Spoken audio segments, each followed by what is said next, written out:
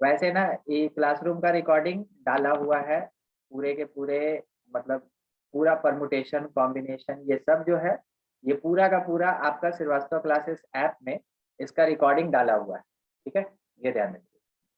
तो परमुटेशन एकदम स्टार्टिंग से स्टार्ट कर रहे हैं हम लोग। परमुटेशन का मतलब ही क्या होता है ना, इसका मतलब होता है अरेंजमेंट। It means arrangement. तो अरेंजमेंट किस चीज का? Arrangement of objects. ठीक है, it means arrangement of objects. Objects का अरेंजमेंट होता है। तो मान ले रहे हैं जैसे कि अपने पास अगर 3 ऑब्जेक्ट है ए बी और सी, तो हम एक अरेंजमेंट ये बोल सकते हैं कि ए बी सी एक अरेंजमेंट। दूसरा अरेंजमेंट क्या होगा? तो ए सी बी होगा। तीसरा अरेंजमेंट क्या होगा? बी सी ए होगा। चौथा अरेंजमेंट क्या होगा? बी ए सी आएगा। पांचवा अरेंजमेंट होगा सी ए बी। और छठा अरेंजमेंट होगा सी बी। इसके अलावा और कोई पॉसिबल अरेंजमेंट नहीं। तो कितना अरेंजमेंट हुआ? 6 अरेंजमेंट हुआ। यानी आप ये कहेंगे कि 6 परमुटेशन हुआ। तो जितना अरेंजमेंट होता है एग्जैक्टली उतना ही परमुटेशन होता है। तो परमुटेशन एक मैथमेटिकल वर्ड है जिसका जनरल मीनिंग क्या होता है? अरेंजमेंट। जिसका जनरल मीनिंग होता है अरेंजमेंट, अरेंजमेंट ऑफ ऑब्जेक्ट्स। ठीक है, बाय द वे अगर ये बोला गया कि r objects out of n objects तो हम लोग इसमें से ये समझेंगे कि इसको लिखने का तरीका हुआ एनपीआर। ठीक है, उसको लिखने का तरीका क्या आएगा? एनपीआर। अभी ऊपर में क्या हुआ था? ऊपर में हुआ था कि 3 ऑब्जेक्ट दिया था और तीनों को अरेंज करना था। तो एन का वैल्यू कितना? 3। आर का वैल्यू कितना? 3। ठीक है, ये ऊपर वाला वो चीज। मगर हो सकता है कि आर का वैल्यू एन से कम हो। तो एन ऑब्जेक्ट जो अवेलेबल है, जैसे मान लीजिए 5 ऑब्जेक्ट अवेलेबल है, उसमें से 3 को अरेंज करना है, बाकी 2 को अरेंज नहीं करना है।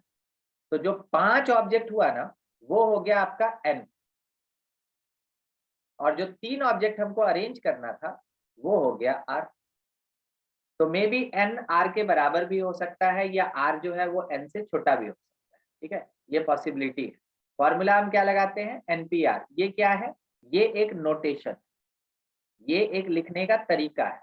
जैसे हम यहाँ पे एक स्टेटमेंट लिखे ना कि r objects are arranged out of total n objects, हम उसको अगर एनपीआर लिखते हैं तो इसका मीनिंग वही होता है।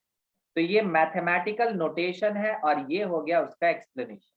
बनाने का तरीका एन फैक्टोरियल और इसके डिवीजन में n minus r factorial into, बस इतने, n factorial by n minus r factorial. ठीक है, इससे निकल गया कि आप कितने ऑब्जेक्ट में से कितने को अरेंज करेंगे तो नंबर ऑफ अरेंजमेंट्स क्या हो। थोड़ा इस चीज को और आगे देखिए। मान लीजिए क्वेश्चन अपने पास ये दिया हुआ है, इफ 4 ऑब्जेक्ट्स बी अरेंज्ड, अगर हम लोग 4 ऑब्जेक्ट को अरेंज करते हैं, बस इतना ही लिखा है। तो इसका मतलब क्या हुआ ना कि 4 ऑब्जेक्ट में से चारों को अरेंज कर, 4 में से चारों को अरेंज कर। तो जब 4 में से चारों को अरेंज करेंगे that will be equals to 4 factorial. इसको डिनोट करने का तरीका क्या होगा? 4p4। जब हम सॉल्व करेंगे क्या लिखेंगे? 4 factorial by 4 minus 4 factorial. 4 minus 4 मतलब 0 फैक्टोरियल होगा। इसका मतलब 4 फैक्टोरियल बाई 0 फैक्टोरियल। 0 फैक्टोरियल का वैल्यू 1 होता है। 0 फैक्टोरियल का वैल्यू 1 होता है। कुल मिला के मेरे पास बचा क्या? 4 फैक्टोरियल। अब ये फैक्टोरियल 4 फैक्टोरियल का मतलब 4 इंटू 3 इंटू 2 इंटू 1।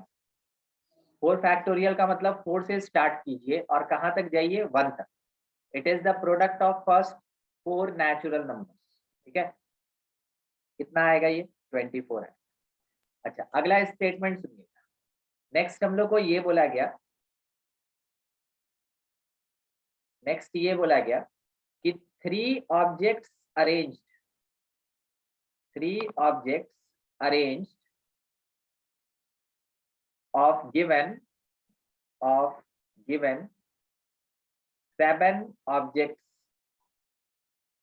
टोटल मेरे पास 7 ऑब्जेक्ट है, उसमें से कितने को अरेंज करना है हमको? 3 को अरेंज करना है, ठीक है, 3 को।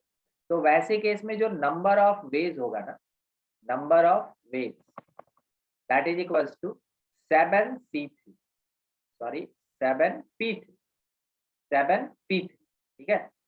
P फॉर परमुटेशन, ऊपर वाला जो नंबर है ये टोटल अवेलेबल, नीचे वाला जो नंबर है ये बताता है कि कितने को हम लोग को अरेंज करना है, कितने को हम लोग को अरेंज करना है, ठीक है।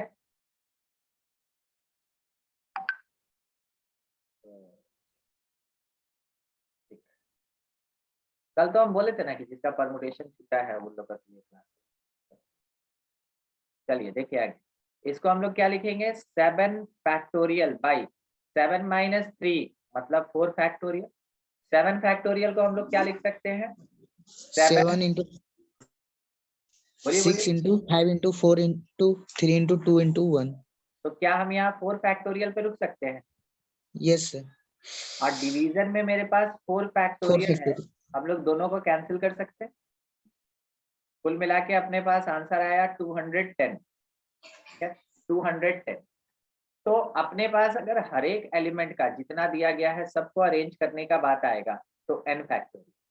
अगर उसमें से कुछ एलिमेंट्स को हमको सेलेक्ट करके और उसको अरेंज करना है तो वैसे केस में हम लोग लिखते हैं NPR, और NPR सॉल्व करने के लिए आपको फॉर्मूला मिलता है, ठीक है।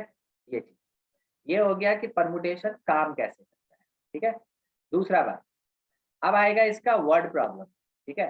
तो वर्ड प्रॉब्लम के लिए आपको थोड़ा सा कॉन्सेप्ट जानना हो। वर्ड प्रॉब्लम मतलब मान के ये चलिए ना कि अगर 100 क्वेश्चन आता है परमुटेशन कॉम्बिनेशन से, तो उसमें से 80 क्वेश्चन जो है ना वो वर्ड प्रॉब्लम ही रहेगा, 80 क्वेश्चन वर्ड प्रॉब्लम ही रहेगा। देखिए जो भी वर्ड प्रॉब्लम आएगा उसमें आपके पास स्टेटमेंट्स दिया रहेगा कि कुछ हो रहा है।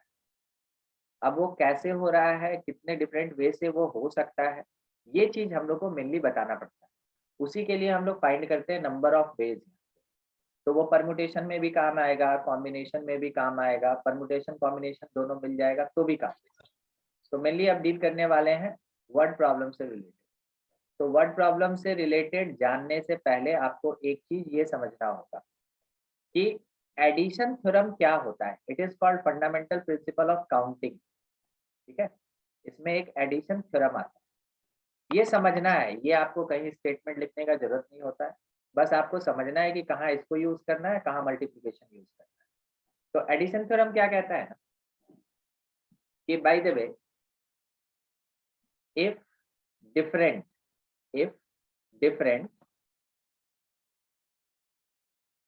क्या बोल सकते हो उसको, events, if different events not connected together, not connected together, ठीक है, अगर एक दूसरे के साथ कनेक्टेड नहीं है, एक दूसरे पे डिपेंड नहीं कर, then use addition theorem, then use addition theorem. उस समय हम लोग एडिशन थ्योरम को यूज करते हैं, ठीक है। अच्छा ये हमको कैसे पता चलेगा? इसके लिए आपके क्वेश्चन में ना और लिखा रहेगा वर्ड, और या और का साइनोनिम रहेगा, आइदर और, ये कर सकते हैं या फिर वो कर सकते हैं, ऐसा कुछ भी स्टेटमेंट आया वहां एडिशन थ्योरम लगेगा। एग्जाम्पल के लिए सुनिए, मान लीजिए आपसे ये बोला गया if in any exam, if in any exam there is 10 question in section A, in section A, and 15 questions in section B, in section B।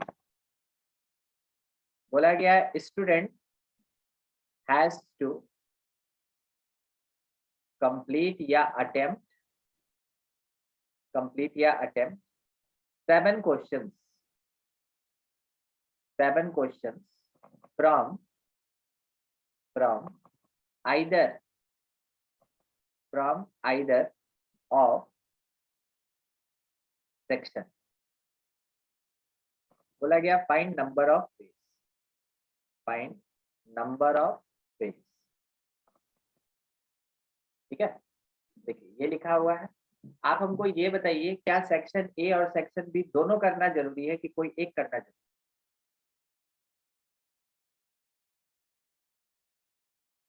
हाँ, एक करना जरूरी है सर, कोई एक दोनों में से एक। तो क्या दोनों एक दूसरे पे डिपेंड कर रहा है या इंडिपेंडेंट? इंडिपेंडेंट है सर। इंडिपेंडेंट है, तो यहाँ पे एडिशन थ्योरम लगेगा। हम ऐसा क्वेश्चन इसलिए उठाए ना क्योंकि कॉम्बिनेशन आप पहले ही पढ़ चुके। तो देखिए क्या होगा, number of ways, number of ways for section A, for section A वो कितना होगा?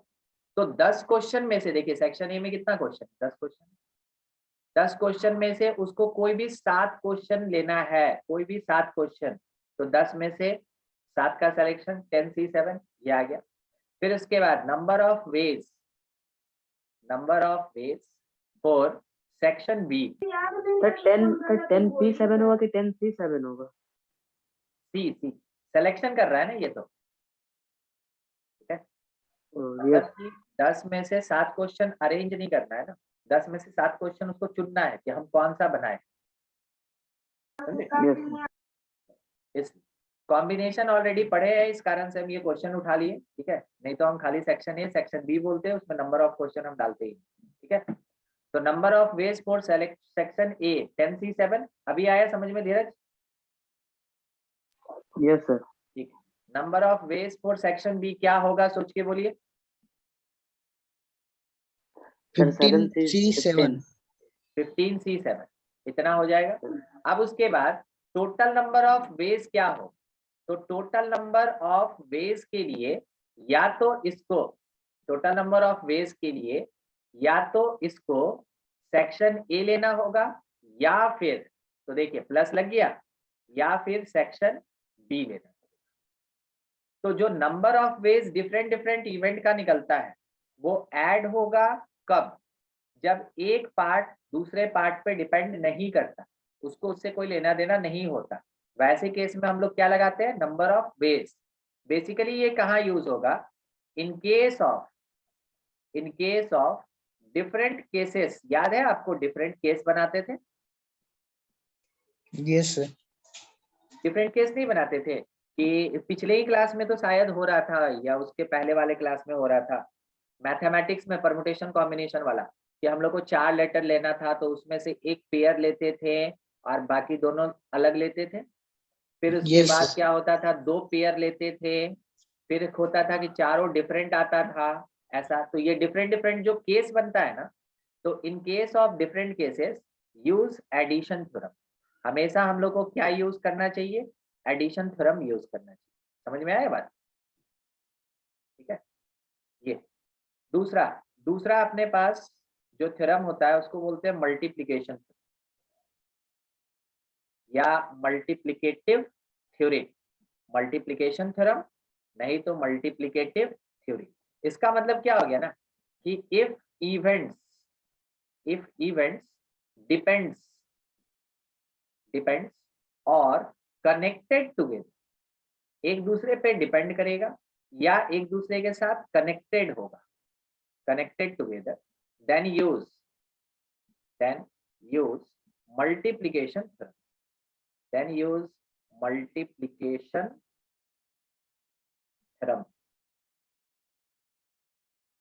ठीक है, ये तब हम लोग को मल्टीप्लिकेशन थ्योरम यूज करना चाहिए। चलिए एग्जांपल देखिए। मान लीजिए आपसे ये बोला गया, form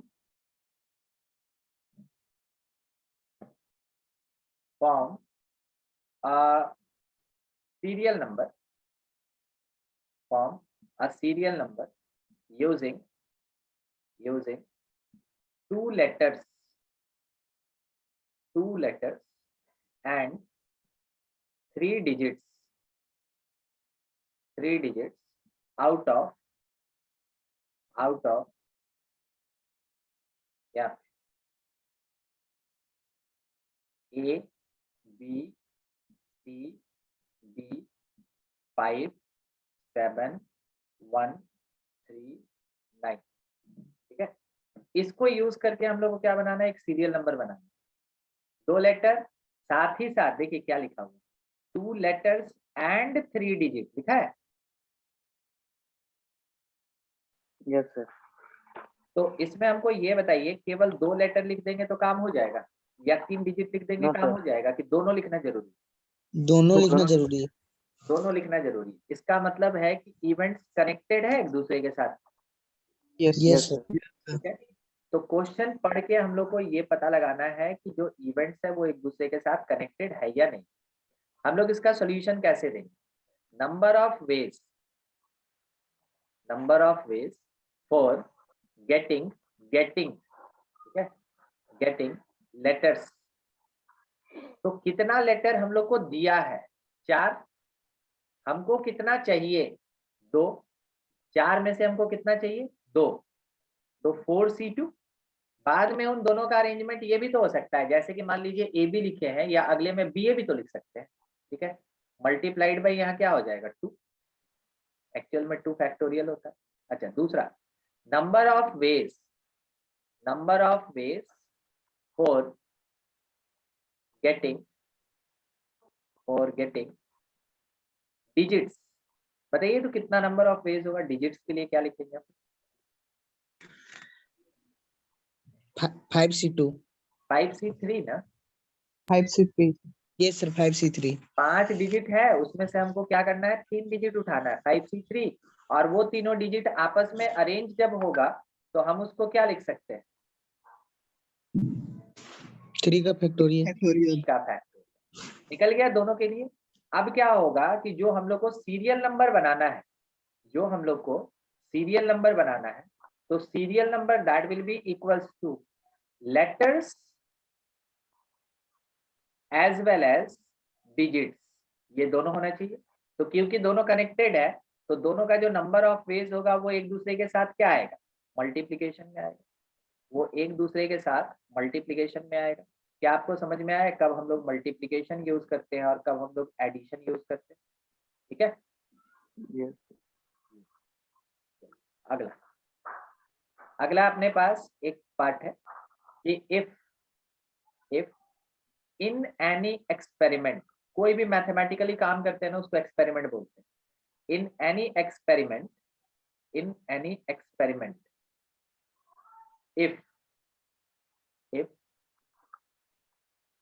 one event is fixed and another is variable क्या बोला, अगर एक इवेंट फिक्स होगा और एक इवेंट कैसा होगा, वेरिएबल होगा, इज वेरिएबल, देन वैसे केस में number of ways that is equals to fix का पावर वेरिएबल होता है। फिक्स का पावर क्या होता है, वेरिएबल, फिक्स का पावर वेरिएबल। मगर ये यूज कीजिएगा ऑब्जेक्टिव, क्योंकि जैसे आप ये लिखिएगा आंसर आ जाएगा, और एक लाइन के आंसर को ना स्कूल में मान्यता नहीं मिलता है। क्वेश्चन, इस पे क्वेश्चन कैसा रहेगा थोड़ा वो देख लेते हैं। क्वेश्चन अपने पास ये है, if 3 letters has to be posted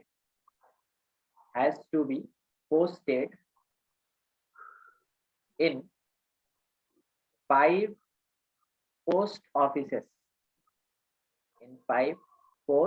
offices, बोला गया find number of veg, find possible number of veg, कितने वे से हम ये काम कर सकते हैं, ठीक है। देखिए हम आपको इसमें 2 तरीका बताएंगे, ठीक है। सबसे पहले तो हम आपको एक्सप्लेन करके समझाएंगे, और उसके बाद हम आपको ये वाला फॉर्मूला वाला तरीका बताएंगे, ठीक है।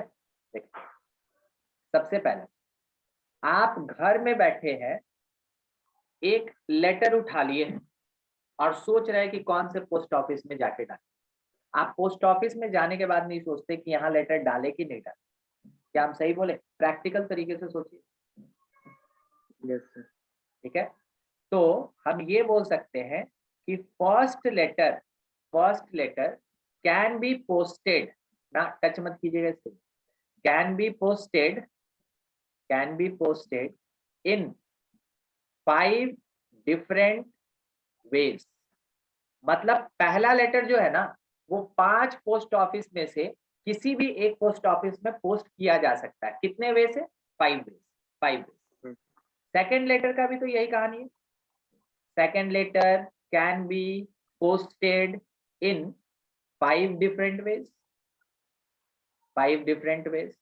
थर्ड लेटर का भी यही कहानी, third letter can be posted in 5 different ways. अब हमको ये बताइए, अगर मेरे पास 3 लेटर है तो हम तीनों का तीनों पोस्ट करेंगे कि उसमें से कोई एक तो बचा के रखें? तीनों पोस्ट करेंगे। तीनों पोस्ट करेंगे। तो मल्टीप्लिकेशन थ्योरम या addition theorem? Multiplication theorem. Multiplication. तो आप यहाँ पे ये बोल सकते हैं कि जो टोटल नंबर ऑफ वेज होगा, जो टोटल नंबर ऑफ वेज होगा, दैट इज इक्वल्स टू पहले का 5 तरीका, दूसरे का 5 तरीका, तीसरे का भी 5 वेज, ये 5 का पावर 3 होगा। इट मीन्स आप ये कह सकते हैं 125 वेज आएगा। क्या आपको समझ में आया एक्सप्लेन करके कैसे बनाना है ऐसे क्वेश्चन को? Yes yes. आप शॉर्टकट मार लें। देखिए बी नंबर, दूसरा तरीका, ठीक है, it is alternative process. Alternative process, इस अल्टरनेटिव प्रोसेस में सीधा हम लोग फॉर्मूला पे हिट करेंगे, number of possible ways that is equal to, देखिए ऊपर में हम लोग क्या लिखे, फिक्स का पावर वेरिएबल, फिक्स का पावर वेरिएबल। तो सोच के बताइए लेटर्स फिक्स है या post office fix? Post office से। क्योंकि Letter लेटर लेके fix हम लोग घूम सकते हैं मगर पोस्ट ऑफिस ऐसे उठा के चल नहीं सकते हम लोग, हनुमान जी, है ना? ठीक है? तो लेटर लेके हम घूम सकते हैं, तो लेटर्स क्या हो गया? वेरिएबल। और पोस्ट ऑफिस लेके हम मूव नहीं कर सकते, तो पोस्ट ऑफिस क्या हो गया यहाँ पे? फिक्स। ठीक है, पोस्ट ऑफिस यहाँ पे हो गया फिक्स। अच्छा, अगर नंबर ऑफ वेज अपने पास क्या था? Fix to the power variable, fix to the power variable. अभी जो क्लास हो रहा पता है, इसमें आपको 100 MB से ज्यादा खर्चा नहीं, 100-150। हाँ फिक्स इतनी ज्यादा फिक्स खर्चा नहीं होता। फिक्स कौन था? Post office. वेरिएबल कौन था? Number of letter. ये कितना आएगा? 125। आ गया आंसर? ठीक है, यस।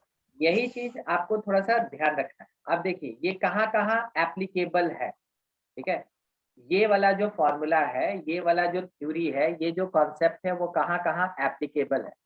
एप्लीकेबल ऑन, सबसे पहला मार्बल पॉकेट प्रॉब्लम। बोला ये जाएगा कि एक कोई भी चाइल्ड है या पर्सन है, उसके पास 5 पॉकेट, उसके पास 6 मार्बल है, वो मार्बल्स को पॉकेट में रखना चाहता है, तो कितने डिफरेंट वे से ये काम कर पाएगा? तो बताइए मार्बल फिक्स है या पॉकेट फिक्स है? पॉकेट फिक्स है सर। पॉकेट पॉकेट तो बस पॉकेट का पावर मार्बल हो जाएगा, ठीक है, निकल जाएगा, वो आंसर हो गया। दूसरा, इन केस ऑफ स्विच प्रॉब्लम, इन केस ऑफ स्विच, वो स्विच नहीं होता ऑन ऑफ करते हैं जिसको हम लोग, ठीक है, स्विच प्रॉब्लम। जो बोला कि एक कमरे में 5 स्विच है, तो कितने डिफरेंट वेज से आप इस कमरे को इल्यूमिनेट कर सकते हैं, मतलब इसमें लाइट ला सकते हैं। तो आपको क्या करना है कि स्विच मतलब ऑन और ऑफ, थर्ड ऑप्शन नहीं होता, ऑन और ऑफ। तो फिक्स पार्ट क्या है? 2। नंबर ऑफ स्विचेस क्या है? वेरिएबल। तो हो गया टोटल नंबर ऑफ वेज। उसमें से एक तरीका केवल होगा जिससे हम इसको ऑफ करके रख सकते हैं, ठीक है, ऑफ करके रख सकते हैं। जब सारा स्विच ऑफ होगा, 1 माइनस कर दीजिए, ऑल इल्यूमिनेट हो जाएगा। समझ में आया? ये आपको बुक में मिलेगा क्वेश्चन, ऐसा क्वेश्चन मिलेगा आपको। हम क्या बोले कि मान लीजिए जैसे मेरे कमरे में 5 स्विच है, 5 स्विच, और हमको कमरे को इल्यूमिनेट करना है, तो अगर एक बल्ब जले, 2 बल्ब जले, 3 बल्ब जले, 4 जले या 5 जले तो मेरा कमरे में क्या होगा, लाइट आ जाएगा। मगर एक तरीका है जबकि सब का सब ऑफ हो तब लाइट नहीं आए, तो हम क्या करेंगे, 2 का पावर 5, ये क्या है 2 का पावर 5, कोई समझा सकता है हमको 2 का पावर 5 क्यों लिखे हम? सर ऑन और ऑफ 2 है और 5 स्विच है।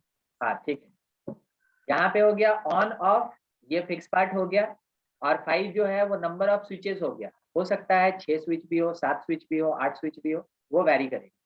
ये हो गया total number of veg on और ऑफ करने का। मगर हमको एक बल्ब जलाना है कम से कम, तो उसमें से -1 करेंगे। क्या आपको समझ में आया -1 क्यों किया? Yes sir. Yes sir. क्योंकि एक तरीका है जिससे सबको ऑफ करके रखेंगे। अगर हम वो वाला पार्ट हटा दें तो कम से कम एक बल्ब मेरा ऑन रहेगा और मेरे कमरे में लाइट, ठीक है, ये हो गया।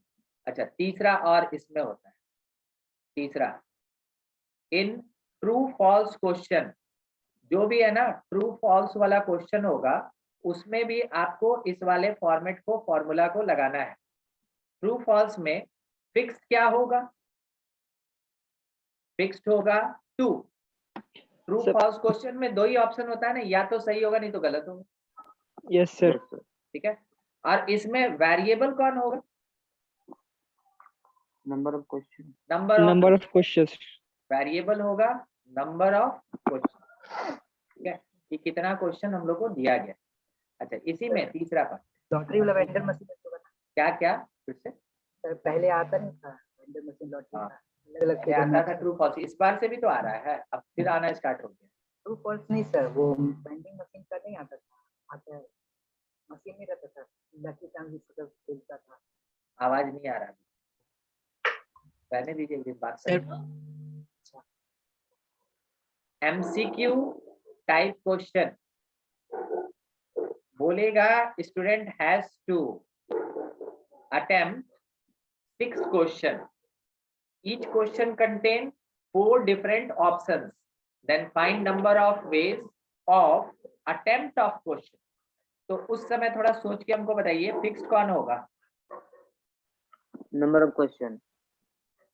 ऑप्शन ना, यस सर, ऑप्शन।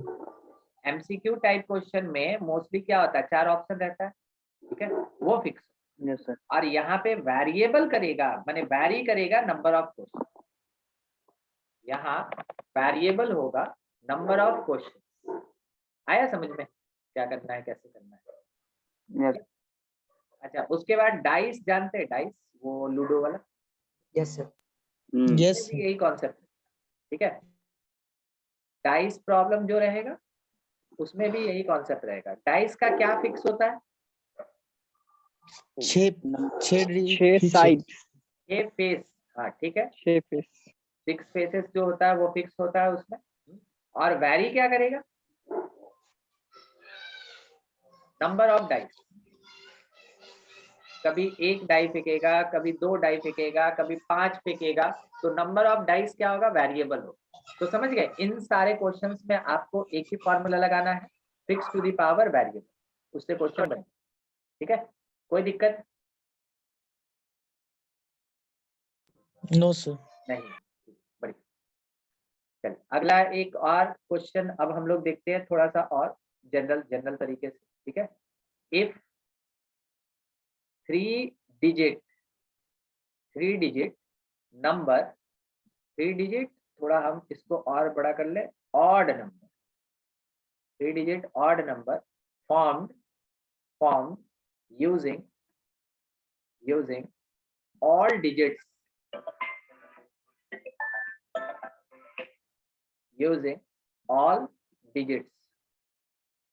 हम लोग के पास टोटल डिजिट्स कितना होता है? 10। 10।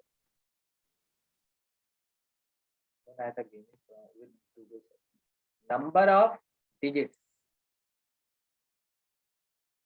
डिजिट्स कितना होता है? 10। 0 होता है, 1 होता है, 2 होता है, 3 होता है, ऐसे करके कहाँ तक 9, यानी कि 10 डिजिट्स होता है, 10 डिजिट्स। और हमको कितने डिजिट का नंबर बनाना है? 3 डिजिट का बनाना है। तो डिजिट प्रॉब्लम में ना इस वाले बॉक्स को यूज कीजिए, 100 प्लेस होगा, टेंस प्लेस होगा, यूनिट प्लेस होगा। सबसे पहले आप 100 प्लेस पे 0 छोड़ के कुछ भी पुट कर सकते हैं। Yes sir. Yes sir. 9 possibility है. यहाँ के लिए पॉसिबिलिटी मेरे पास कितनी, यहाँ पे 100 प्लेस पे हम 0 छोड़ के किसी को भी पुट कर सकते हैं 9 वे से, ठीक है। उसके बाद देखिए क्वेश्चन में 2-3 चीज होता है। रिपीटेशन नॉट अलाउड, यानी एक डिजिट को जब आप पुट कर दिए तो वापस आप उसको यूज नहीं कर सकते, ठीक है। और ये हो गया रिपीटेशन,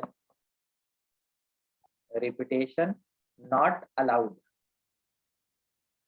नॉट। और एक होता है रिपीटेशन अलाउड, रिपीटेशन अलाउड। तो हम लोग को यहाँ पे ना इस वाले क्वेश्चन में बोला रिपीटेशन नॉट अलाउड, ठीक है। बोलेगा repetition of digits are not allowed, ऐसा करके कुछ भी बोलेगा। कुछ पूछ रहे थे वो? No sir. ठीक। तो हम लोग फर्स्ट वाले प्लेस पे क्या किए कि 9 वे से 0 छोड़ के पुट कर दिए। उसके बाद हम सेकंड प्लेस पे क्या कर सकते हैं? 9 base. 9 base. ठीक है। और थर्ड प्लेस पे हम क्या कर सकते हैं? 8 base. 8। ठीक है। जनरल तौर पे आदमी ऐसे ही क्वेश्चन बनाता है, जनरल तौर पे क्वेश्चन ऐसे ही बनाता है। और यहाँ पे ये जो एक वर्ड लिखा है ना, यहाँ पे एक वर्ड जो लिखा है, इसके कारण आपका ये वाला सॉल्यूशन गलत है। क्या आपको समझ में आया क्या बोले? Sir. Yes sir. अगर ऑड नंबर नहीं लिखा रहता ये सॉल्यूशन बिल्कुल सही, मगर क्योंकि क्वेश्चन में तो ऑड नंबर लिखा है तो उसके अकॉर्डिंग ये वाला सॉल्यूशन गलत है। तो हम क्या करें? जब भी ऑड या इवन बोले ना, सबसे पहले यूनिट प्लेस को फिल कीजिए, ठीक है। 100, 10 यूनिट, सबसे पहले यूनिट प्लेस को फिल करेंगे। तो यूनिट प्लेस पे अगर ऑड रख दें तो वो हमेशा क्या रहेगा? ऑड ही रहेगा, ठीक है। तो यहाँ पे हम क्या क्या पुट कर सकते हैं और कितने वे से? 5 वेज कर सकते हैं। Yes sir. 1, 3, 5, 7, 9, ठीक है, 5 वेज। अब क्या हुआ कि रिपीटेशन तो अलाउड था नहीं, तो एक डिजिट यहाँ छूट गया, 0 भी छूट जाएगा। कितना डिजिट छूट गया? 2। तो 100 प्लेस आप कितने वे से फिल करेंगे? 8 वे। आया? पहले ये दोनों समझे? Yes sir. Yes sir. हम लोग यहाँ पे सबसे पहले यूनिट प्लेस पे कोई भी ऑड नंबर रखेंगे 5 वे, हो गया। 100 प्लेस पे एक डिजिट यूनिट का छोड़ेंगे, एक 0 छोड़ेंगे। 100 प्लेस के लिए फिलअप कितने तरीके से होगा? 8 वे से होगा, 8 वे। अब 2 डिजिट पुट हो गया तो 10 प्लेस पे कितने वे से? 8 way. 8 वे, ठीक है। 8 वे से हम इसमें फिलअप कर सकते हैं। अब जाके आपके पास सही नंबर ऑफ वेज है, क्योंकि देखिए ऊपर वाला मल्टीप्लिकेशन और नीचे वाला मल्टीप्लिकेशन दोनों अलग है ना। ठीक है। तो आपको ध्यान रखना है, अगर कोई स्पेसिफिक टाइप का नंबर बोलता है तो पहले वो कंडीशन फुलफिल करना है, बाद में बाकी कंडीशन फुलफिल करना है, ठीक है। ये था अपने पास ऑड नंबर से रिलेटेड। नेक्स्ट अपने पास क्वेश्चन ये है, using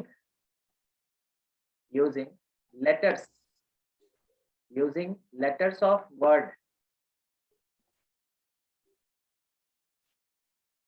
tablet, using letters of word tablet form all possible words such that vowels are together,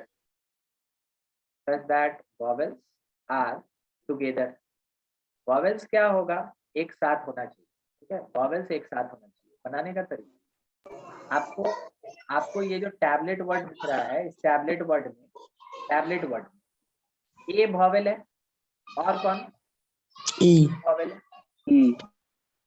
कोई वॉवेल। बाकी जो अपने पास है T है, B है, L है, T है, ये कैसा कॉन्सोनेंट है, ये कॉन्सोनेंट। तो हमको केवल क्या करना है, अरेंज करना है, अरेंज, ठीक है। हम लोग को केवल क्या करना है, इसको अरेंज करना है। तो कितने वे से हम अरेंजमेंट कर सकते हैं देखते चलिए। Number of veg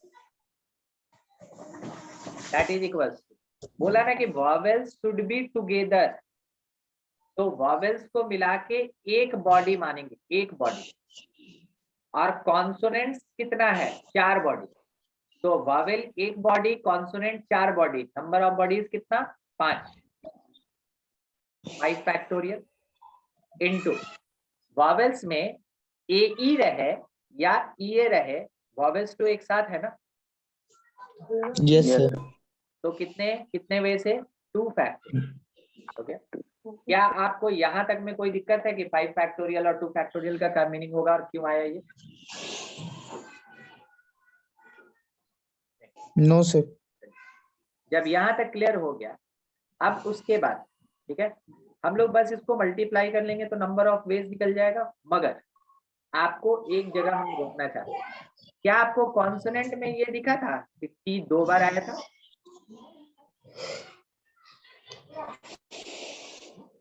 Yes, sir. कैसे? Divided by 2 factorial.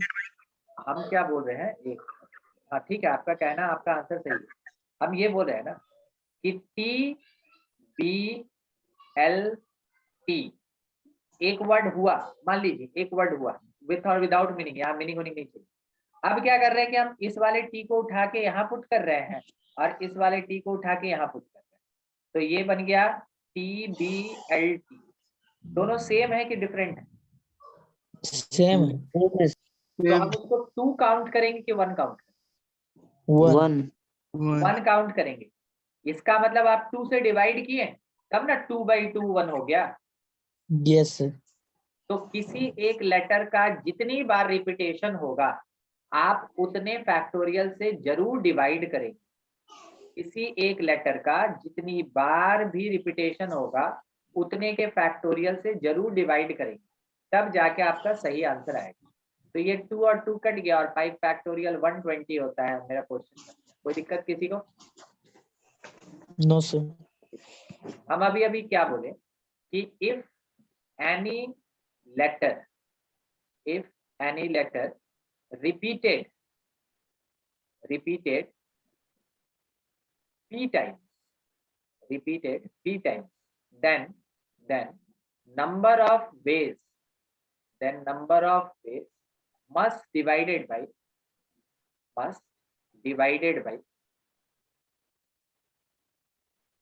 p factorial से हम लोग उसको जरूर डिवाइड करेंगे। चलिए एक और क्वेश्चन हम उठा लेते हैं, ठीक है। बोला गया फॉर्म वर्ड्स, बेसिकली वर्ड्स में ही आता है, फॉर्म वर्ड्स यूजिंग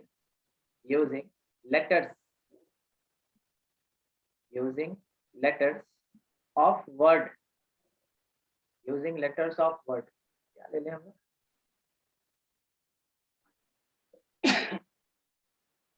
बनाना,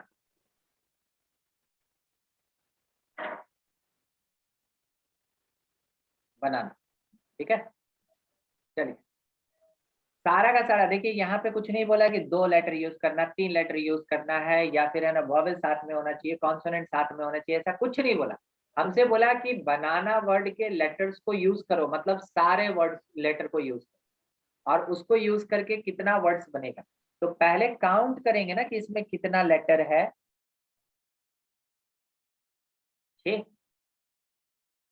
तो 6 factor. Yes, sir. 6 factorial by 2 factorial into 2 factorial. ए का रिपीटेशन कितनी बार? 3 factorial into 2 factorial. Yes, sir. 3 बार। और एन का रिपीटेशन कितनी बार? 2 बार। 6 फैक्टोरियल बाई 3 फैक्टोरियल 2 फैक्टोरियल। क्या आपको समझ में आया क्या लिखा गया यहाँ, क्यों लिखा गया? Yes, sir. ठीक है, बस इसको सॉल्व कर देना है। किसी को भी दिक्कत होगा ना जरूर पूछ लीजिएगा, ठीक है, क्योंकि क्वेश्चन तो ऐसा ही मिलेगा। तो आपसे बने या ना बने क्वेश्चन वाला तो देगा, और आपको जब पढ़ रहे हैं तो बनना ही चाहिए कुछ, इसलिए अपने आप को एकदम तैयार रखिए, ठीक है। यहाँ पे ये कितना आ गया, 60 होगा ना, हो गया। Sir. चलिए अगला एक क्वेश्चन, अगला एक क्वेश्चन बोला गया find number of words, find number of words in which vowels occupy odd places, ठीक है। वॉवेल्स पे रेस्ट्रिक्शन लगाया गया कि वो कहाँ होना चाहिए, ऑड प्लेस पे होना चाहिए, वो फर्स्ट प्लेस पे, थर्ड प्लेस पे, फिफ्थ प्लेस पे, सेवंथ प्लेस पे ऐसे होना चाहिए। जबकि आपके पास वर्ड कौन सा, तो वर्ड अभी अभी हमको देखने को मिला, वर्ड है श्रीवास्तव,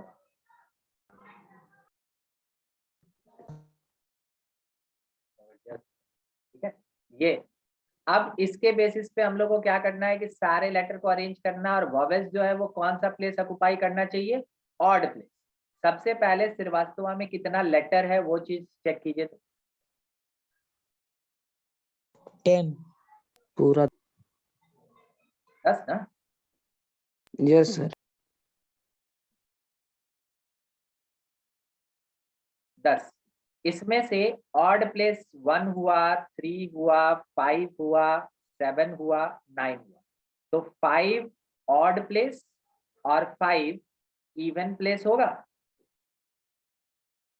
ठीक है। अब इसमें वॉवेल्स को एक साथ लिखते हैं, वॉवेल्स कौन कौन, वॉवेल्स आई,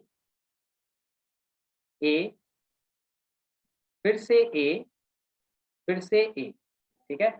कॉन्सोनेंट्स कौन कौन, S, R, B, S, T, B, ये हो गए, ये कॉन्सोनेंट्स हो।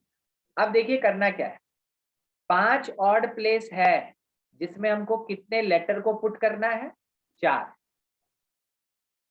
ठीक है। 5 ऑड प्लेस है जिसमें हमको 4 लेटर को पुट करना है, तो number of ways for vowels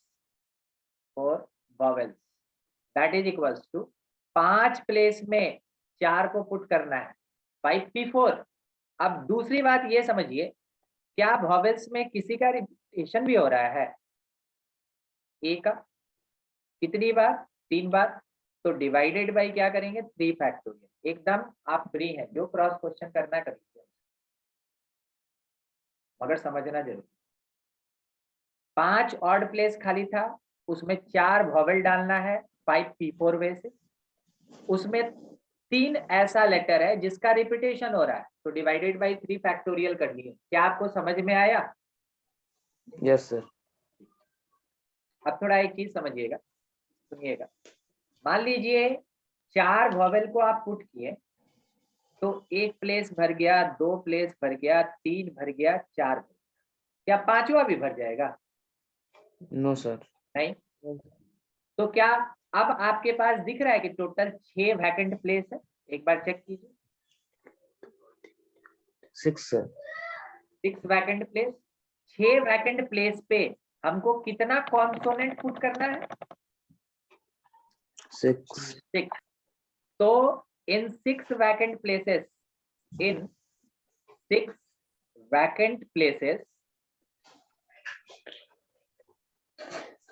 6 consonants can be put in कितने डिफरेंट वेज, 6 हाँ 6 फैक्टोरियल या 6p6 वही। अच्छा, इस कॉन्सोनेंट में किसी का रिपीटेशन हो रहा है क्या, यस सर, ठीक है, यस सर एस का 2 बार और भी का भी तो 2 बार हो रहा है, यस सर तो डिवाइडेड बाई क्या लिखे हम, 2 factorial into 2 factorial 2 factorial 2 factorial, ठीक है। तो वॉवेल्स के लिए भी फाइंड कर लिए, कॉन्सोनेंट के लिए भी फाइंड कर लिए। अब टोटल नंबर ऑफ वेज बोलिए, मल्टीप्लिकेशन या एडिशन, मल्टीप्लिकेशन क्योंकि दोनों का होना जरूरी, ठीक है। तो 5p4 by 3 factorial multiplied by 6p 6 divided by 2 factorial 2 factorial. आप इसको सॉल्व कर लेंगे कि हम सॉल्व करके दे दें? कर लेंगे सर। ठीक है, चलिए ठीक है, ये था। ठीक है, ऐसा क्वेश्चन आपको मिलेगा। अगला क्वेश्चन अपने पास ये है, फाइंड, अपनी कॉपी में बना के आंसर दीजिएगा, number of phrases formed using letters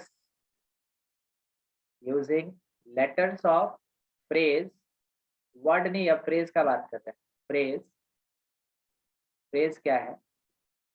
daddy did a deadly deed.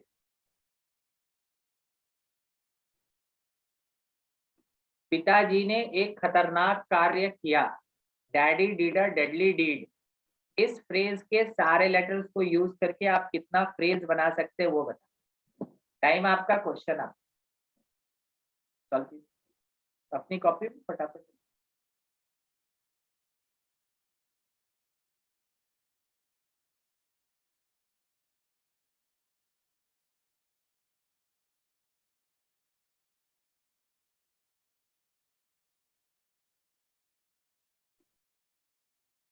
यहाँ पे सबसे पहले हम लोग चेक करेंगे कि डी का रिपीटेशन कितनी बार? D 9 times sir. 9 9 टाइम्स। फिर और ए का आ रहा है। ए का कितना है? 1 2 3 3 ही है ना? Yes sir. और कोई? y का 2 y का 2, ई का 3 और कोई नहीं? No sir. और टोटल लेटर्स कितना है? 19 19 तो number of ways that is equals to total का फैक्टोरियल 19 फैक्टोरियल, इसके डिवीजन में repetition 9 factorial 3 factorial 3 factorial 2 factorial. ये आंसर हो जाए, यही आया था। Yes yes sir. सेम यही काम करना हम लोग। हाँ ठीक है, फ्रेज दिया रहे, वर्ड दिया रहे, यही काम करना। ठीक है, चलिए आगे बढ़ते हैं। थोड़ा डिक्शनरी प्रॉब्लम ध्यान रखिएगा उस पर। ठीक है, डिक्शनरी प्रॉब्लम कंडीशन आप देख लिए ना कैसा कैसा रहता है। कभी आपको बोलेगा कि वॉवेल जो है वो ऑड प्लेस होना चाहिए, बस कॉन्सोनेंट के बारे में कुछ नहीं बोलेगा। फिर दूसरे में बोलेगा कॉन्सोनेंट जो है वो इवन प्लेस पे होना चाहिए, उस समय वॉवेल के बारे में कुछ नहीं बोलेगा। या फिर बोलेगा कि 2 वॉवेल्स एक साथ नहीं होना चाहिए या 2 वॉवेल्स एक साथ होना चाहिए, यही सब कंडीशन लगाएगा। बोला जैसे एक वर्ड है गणेश पुरी में जी जो है वो सबसे एंड में होना चाहिए, तो जी को एंड में फिक्स कर दिए बाय 1 वे, बाकी जो भी बच गया उसका अरेंजमेंट कर ली। हमसे ये बोला कि जी के बाद पी आना चाहिए, जी के बाद पी आना चाहिए, तो जी और पी को एक बॉडी मान लिए, बाकी सबको अरेंज कर दिया। समझ गए? ऐसा ऐसा कंडीशन आपको देगा क्वेश्चन में अलग अलग, तो जो बोल रहा है बस उसको फुलफिल करते जाइए, क्वेश्चन आराम से बन जाएगा। ठीक है, ठीक है। अब है डिक्शनरी प्रॉब्लम, थोड़ा इस पे ध्यान दीजिएगा। हाँ, ये काफी इंपॉर्टेंट है। डिक्शनरी प्रॉब्लम देखिए, डिक्शनरी प्रॉब्लम, डिक्शनरी वर्ड आने का मतलब हो गया अल्फाबेटिकल ऑर्डर। डिक्शनरी वर्ड का मतलब क्या हो गया? अल्फाबेटिकल ऑर्डर, और कोई दूसरा मीनिंग नहीं है, और किसी दूसरे चीज को पकड़ के नहीं चलता है, हमेशा अल्फाबेटिकल ऑर्डर। 2 तरीका बताएंगे, एक स्कूल में जैसा लिखना है आपको एक्सप्लेन करके, और एक थोड़ा शॉर्टकट जो कंपटीशन में आपका टाइम बचाए। ठीक है, देखिए इसमें थ्योरी व्योरी कुछ नहीं, सीधा क्वेश्चन। बोला क्या गया?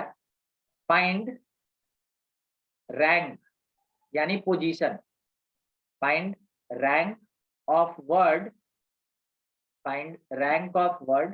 जेनिथ, ये आपके बुक में भी, find rank of word zenith if a dictionary formed using its letters only, केवल जेनिथ के लेटर्स को यूज करके एक डिक्शनरी बनाया गया, वो ऑक्सफोर्ड वाला डिक्शनरी। केवल जेनिथ वर्ड के लेटर्स को यूज करके एक डिक्शनरी बनाया गया। उस डिक्शनरी में जेनिथ वर्ड कौन से पोजीशन पे होगा ये बताना है, ठीक है। जेनिथ वर्ड कहाँ होगा, देखिए सबसे पहले फर्स्ट प्रोसेस एक्सप्लेन कर, आपको क्या करना है, अल्फाबेटिकल ऑर्डर में लिखना है, ठीक है। अल्फाबेटिकल ऑर्डर, अल्फाबेटिकल ऑर्डर में हमको लिखना है। तो जेनिथ का ई सबसे पहले आएगा, देखिए देखिए, ई सबसे पहले आएगा, फिर कौन आएगा, आप बोल सकते हैं, बिल्कुल बोल सकते हैं। IEH सही लिखे, Z, yes sir. Yes. Alphabetical order में सबसे पहला काम होता है अरेंजमेंट। उसके बाद आप लिखिए number of words started with, पहला अल्फाबेटिकल लेटर कौन है, ई।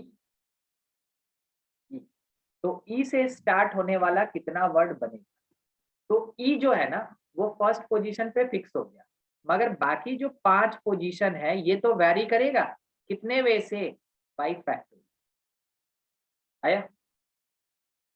फिर number of words started with, E का जब सारा वर्ड खत्म हो जाएगा तो अल्फाबेटिकली एच से स्टार्ट होगा, एच से स्टार्ट होने वाला कितना वर्ड, 5 फैक्टोरियल।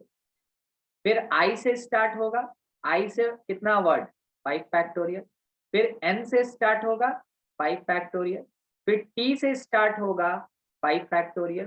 क्या किसी को दिक्कत है यहाँ तक, ये 5 तो लिखे हम, No sir.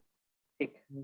अब अगला बात सुनिए, जेड से स्टार्ट होने वाले में ही तो जेनिथ आएगा ना, Yes sir. ठीक है।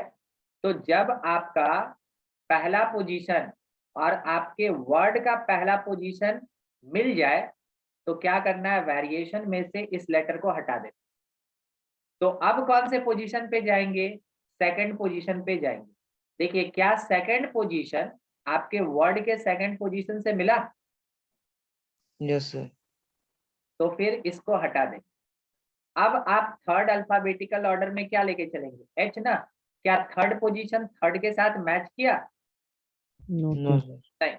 तो अब इसका नंबर ऑफ वर्ड्स निकालना पड़ेगा। तो जब आप एच को फिक्स कर दिए तो बचा कितना, 3, तो 3 फैक्टोरियल होगा, ठीक है। आगे यहाँ यही पे करते हैं। फिर जेड ई, तो अब फिक्स हो गया क्योंकि वो तो हट चुका है ना। एच के बाद क्या आएगा, आई, जेड ई आई का कितना वर्ड्स बनेगा, 3 factorial. 3 फैक्टोरियल।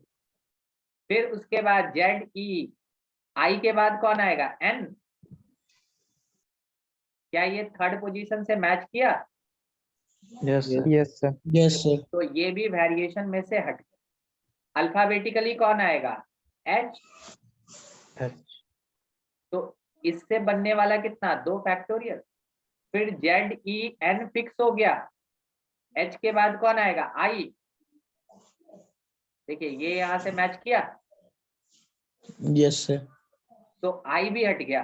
आई हटने के बाद 2 चीज बचा, तो एक वर्ड होगा विथ एच टी और एक वर्ड होगा विथ टी एच, होगा ना, जेड ई एन आई। हम लोग का जेनिथ वर्ड कहाँ पे, टी एच में है, ठीक है। Yes sir. अब काउंटिंग कर लेंगे, तो rank of zenith, rank of zenith या position of zenith, that is equal 5 factorial कितनी बार, 5। तो 5 इंटू 5 फैक्टोरियल का मतलब 120 होता है, प्लस 3 फैक्टोरियल कितनी बार, 2 बार। 3 फैक्टोरियल का मतलब 6 होता है, और 2 फैक्टोरियल यानी 2 कितनी बार, 1 बार। फिर उसके बाद 1 प्लस 1, टोटल काउंट कीजिए कितना हो रहा है, 600, 12, 416। 616th word is zenith. कुछ कहीं क्रॉस क्वेश्चन पूछना है इसमें, सर कनेक्टेड है तो मल्टीप्लिकेशन थ्योरम लगाना चाहिए ना। एक्चुअल में हो क्या रहा है ना, ई से स्टार्ट होने वाला वर्ड अलग से ऐड होगा ना एच से स्टार्ट होने वाले वर्ड से। तो हाँ, इसमें अलग अलग वर्ड फॉर्म हो रहा है। हाँ, अलग अलग टाइप का वर्ड हो रहा है ना। यस मतलब ई के वर्ड को, ई से मान लीजिए एलिफेंट और एच से मान लीजिए हैन, इन दोनों को आपस में कुछ लेना देना है, नो सर। इसलिए एडिशन लगा। आया समझ में? Yes sir. अब इसी का शॉर्टकट फॉर्म, इसी का सेकंड, ताकि आंसर यहीं चेक हो जाए। ठीक है, second process, second process, second process school में नहीं यूज किया जाता है। देखिए सेकंड प्रोसेस क्या कहता है, आपके पास वर्ड कौन सा है जेनिथ, आप इसको अल्फाबेटिकल ऑर्डर में लिखिए। तो पहले कौन आएगा, ई, फिर कौन आएगा, आई ना एच, फिर आई, फिर एन, तब टी और तब जेड। आपको इसका रैंकिंग देना है, रैंकिंग, रैंकिंग क्या हम लिख रहे हैं यहाँ पे, जो लिख रहे हैं वो इसका रैंकिंग लिख रहे हैं, रैंकिंग। तो ई का रैंकिंग क्योंकि स्टार्टिंग है तो 0, फिर 1 2 3 4 5 ऐसे। अब मेरे वर्ड में जेड जो है वो कौन सा रैंक रखा है, 5 इंटू जेड के बाद कितना लेटर्स है, 5, तो 5 फैक्टोरियल। क्या आप समझे क्यों लिखे 5 into 5 factorial? Yes sir. Yes sir. ठीक है, अब उसके बाद क्या करेंगे ना कि जेड क्योंकि यूज हो चुका है तो इसको काट देंगे। देखिए अगर जेड को काट देंगे तो क्या रैंक पे किसी का कोई इफेक्ट पड़ेगा? No sir. No sir. छोड़ दिए। प्लस मेरे वर्ड में सेकंड लेटर कौन है, ई, ई का रैंक क्या है, 0। 0। तो 0 इंटू उसके बाद कितना लेटर है, 4, 4 फैक्टोरियल। 4 फैक्टोरियल। फिर ई को काट दी, ई को काटने के बाद रैंकिंग चेंज हो जाएगा, एच हो जाएगा 0, ये 1, ये 2, ये 3। अब आया एन, अब आया एन, एन, एन का रैंक क्या है अभी वाला अपडेटेड, 2। तो +2। और एन के बाद कितना लेटर्स यूज 3 किए हम लोग, फैक्टोरियल। 3 फैक्टोरियल। Into 3 factorial. ठीक है, प्लस एन, एन भी कट गया, एन कटा तो रैंकिंग चेंज होगा कि नहीं होगा, नो सर। होगा। टी पहले 3 पे था, अब देखिए टी 2 पे आ गया ना। Yes sir. बीच में अगर कोई कटेगा ना तो रैंकिंग चेंज होगा, लास्ट में कटेगा तो रैंकिंग चेंज होगा। अच्छा अगला, अगला लेटर कौन है, आई, आई का रैंक क्या है, आई का रैंक 1, 1। तो 1 इंटू आई के बाद कितना letter, 2, 1 factorial. 2 factor, yes sir. Plus I भी कट गया। बताइए रैंक चेंज होगा कि नहीं होगा, होगा सर। 0 1। उसके बाद है टी, टी का पोजीशन क्या है 1, तो 1 इंटू उसके बाद एक लेटर 1 फैक्टोरियल, और लास्ट में जब एक बचे तो 0 फैक्टोरियल ही लिखना है। 1 जब आ जाएगा उसके बाद लास्ट में 0 फैक्टोरियल ही लिखना है। चलिए काउंटिंग कर लें, 5 फैक्टोरियल 120 इंटू 5 600, 0 वाला Yes, कोई काउंटिंग नहीं, छोड़ देंगे। 2 इंटू 3 फैक्टोरियल 12, 24। 12 ना, yes sir. 12 Yes, plus 3 plus 1. फिर +2 +1 +1, 616 हुआ। Yes sir. ये केवल रैंक निकालने के लिए होता है। ठीक है, एक हो गया एक्सप्लेन्ड वे और एक हो गया शॉर्टकट में। कोई दिक्कत किसी को? No sir. नहीं। अब एक क्वेश्चन ले रहे हैं जिसमें रिपीटेशन होगा, रिपीटेशन वाला भी देख लेते हैं हम। ठीक है, क्या ले लें रिपीटेशन के लिए, पुष्पा लिए थे सर। इस बार नहीं हाँ लेंगे। सर, पुष्पा लिए थे सर। वावा ले रहे हैं। छूट गया था सर, सरस्वती ज्यादा बड़ा था, बोले थे ज्यादा बड़ा हो जाएगा। हाँ, तो वो एक लेटर, एक वर्ड खत्म हो गया, हो गया। उस समय पुष्पा आया था, ठीक है, तो चल रहा था, तो पुष्पा से डिक्शनरी बना दिया और पुष्पा का रैंक भी निकाल दिए थे हम लोग। ठीक है, अब पुराना फिल्म हो गया। चलिए गुआवा देखते, गुआवा। ठीक है, गुआवा, इसमें क्या है कि मेरे एक लेटर का रिपीटेशन है ना। ठीक है, यस। रिपीटेशन ही। तो हम इसको कौन से मेथड से बताएं, फर्स्ट की सेकंड? सेकंड। Second method. दूसरा रह गया आपके लिए, घर पे बना लीजिएगा, ठीक है, दूसरा मेथड खुद से। अल्फाबेटिकली अगर हम अरेंज करें अल्फाबेटिकल ऑर्डर में, तो सबसे पहले कौन आएगा? ए, फिर कौन आएगा? ए, उसके बाद कौन आएगा? जी, फिर आएगा यू, तब भी, ठीक है, अल्फाबेटिकल ऑर्डर। रैंक देंगे इसको हम, रैंकिंग। ये 0 होगा, सॉरी ये 1 होगा,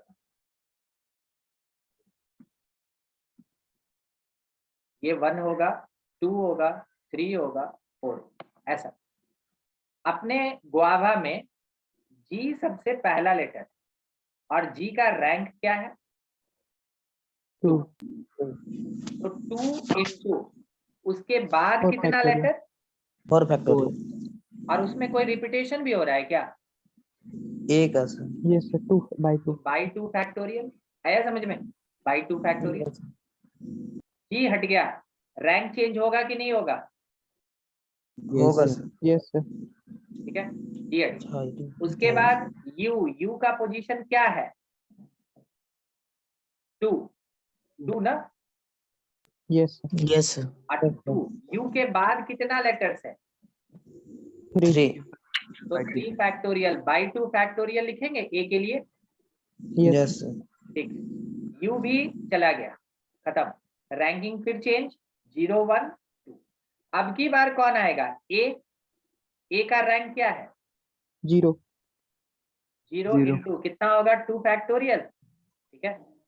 Yes. अच्छा, अब यहाँ पे देखिए 0 आने का मतलब क्या हो जाता है ना, कि आपको पता नहीं चलेगा कि क्या फर्क पड़ रहा है। 0 इंटू 2 भी कीजिएगा तो 0 आएगा, 0 इंटू 1 भी कीजिएगा तो 0 ही आएगा। आपको हम समझाना जो चाहते हैं वो बात सुनिए। जब ए को हम लिए, ये वाला जो रैंक हम लिखे ना यहाँ पे 0, ये ए का रैंक है। तो जब आप ए का रैंक लेके चल रहे हैं, उस समय ये ए तो प्रेजेंट है, साथ ही साथ ये भी ए प्रेजेंट है, तो यहाँ पे डिवाइडेड बाई 2 फैक्टोरियल होगा। समझ में आया? यस जिसका रैंक आप यूज किए हैं, जिसका रैंक आप यूज किए हैं, उसी लेटर का रिपीटेशन अगर हो रहा है तो आप डिवाइडेड बाई 2 फैक्टोरियल करेंगे, ठीक है, करेंगे। ठीक है, ये समझ गए। ए हट गया, फिर से रैंक चेंज होगा, ये 0 होगा, ये 1 होगा, प्लस अब कौन आएगा? वी का पोजीशन क्या है? 1। 1.